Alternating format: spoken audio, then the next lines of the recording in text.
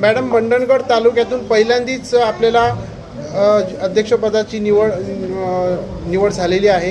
काय प्रतिक्रिया असेल, काय सांगाल? मी प्रथमतः माझ्या नेत्यांचे आभार मानेन.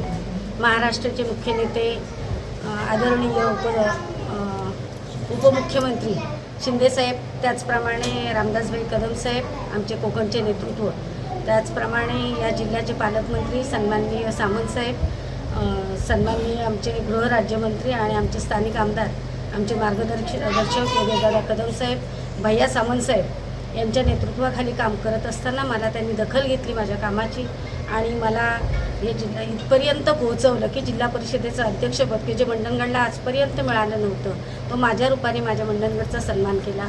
मला खूप आनंद आहे.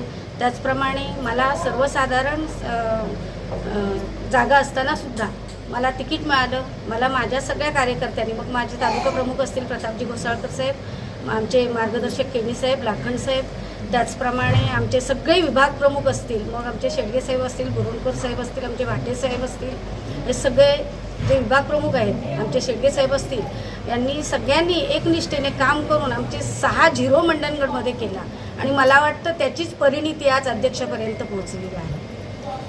पण तुमची राजकीय कारकीर्द कशी राहिली त्याबद्दल थोडंसं? माझी राजकीय कारकीर्द सांगायची झाली तर मी 92 पासून राजकारणामध्ये सक्रिय आहे. विविध शासनाच्या कमिट्यांवरती मी पदं भोगली. मग कोकणमाडा असेल, रोजगार आणि तालुका रोजगार हमी संघटना असेल, समिती असेल, अगदी तालुका पुनर्विलोकन समिती असेल. परंतु मी एक वेगळ्या पक्षात, काँग्रेस पक्षामध्ये होती. माझी ओळख काँग्रेस पक्षाने निर्माण केली आणि त्या पक्षामध्ये काम करत असताना मी 2 वर्षापूर्वी निर्णय घेतला. मी योगेशदादांचं नेतृत्व, योगेशदादांची काम करण्याची पद्धत याच्यावरती प्रेरित होऊन मी शिवसेनेमध्ये प्रवेश केला. आम्हाला आमचे तालुका प्रमुख, कर्तव्यनिष्ठ असे तालुका प्रमुख, आमचे विभाग प्रमुख यांनी मला शिवसेनेमध्ये घेतलं. दादांनी मला घेतलं, त्यांच्या कुटुंबामध्ये मला समाविष्ट करून घेतलं आणि मी शिवसेनेची आणि शिवसेना माझी झाली कधीच मला कळलं नाही.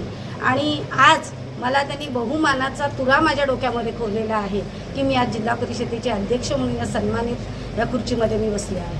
पहिलं प्राधान्य कशाला, विजन काय राहणार? माझं विजन असेल की मी जरी मंडणगड तालुक्यातले असले तरी आज 9 तालुक्यांमध्ये मला काम करायचं आहे. आज विकास काम करण्याला कोणतीच अडचण येणार नाही. आपले पालकमंत्री आदरणीय सामंतसाहेब हे विकास कामं निधी आणतातच आहेत. योगेशदादा कदम साहेबांनी तर अगदी विकासाची गंगाच या 3 तालुक्यांमध्ये आणलेली आहे. अगदी मंडणगडमध्ये MIDC दादांच्या रूपाने होत आहे आणि हे सगळं होत असताना विकास कामात कुठेही कमी पडणार नाही आणि त्याच्यात भर म्हणून जिल्हा परिषदेच्या योजना असतील त्या मी अगदी माझ्या सर्वसामान्य मतदारांपर्यंत पोहोचवण्याचं काम करेन. समोरचं सभागृह जे असेल, मी कोणताही भेदभाव न बाळगता सभागृहाला विश्वासात घेऊन मी काम करेन.